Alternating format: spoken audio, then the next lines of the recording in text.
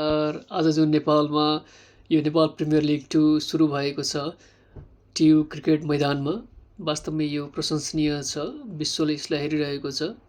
जुन यो स्टार क्रिकेटले यसको लाइभ गराइरहेको छ नेपालमा डिस होमले पनि विभिन्न किसिमका इन्डियाबाट, अस्ट्रेलियाबाट र त्यसै गरी आयरल्यान्डबाट तथा अन्य देशहरूबाट पनि होस्टहरू तथा प्लेयरहरू आउनुभएको छ। जुन हिसाबको यो 6वटा फ्लड लाइट लगाइएको छ, जुन चाहिँ विश्वस्तरीय रहेको छ। त्यसै गरी रोबोटिक्स डग पनि यहाँ रहेको छ। त्यसै गरी ड्रोन, जसको हाई रिजोल्युसन क्यामेराहरूबाट चाहिँ यसको भिडियोहरू बनाइएको छ। त्यसै गरी उच्चस्तरीय फोटोग्राफरहरू, उच्चस्तरीय क्यामेराहरू युज भएको छ।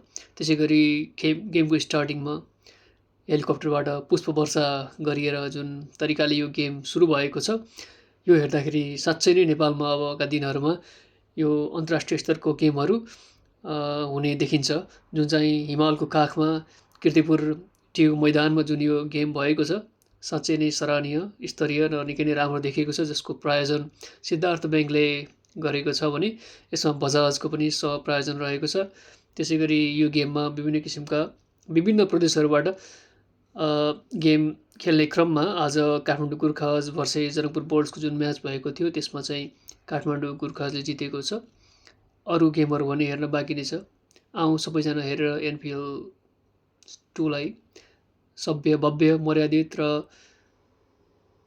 सबैले विदेशमा पनि हेर्नेहरूले ओहो नेपालमा पनि यस्तो गेम हुने रहेछ भनेर यसको पोजिटिभ मेसेज दिन हामी सबैजनाले कोसिस गरौँ। धन्यवाद।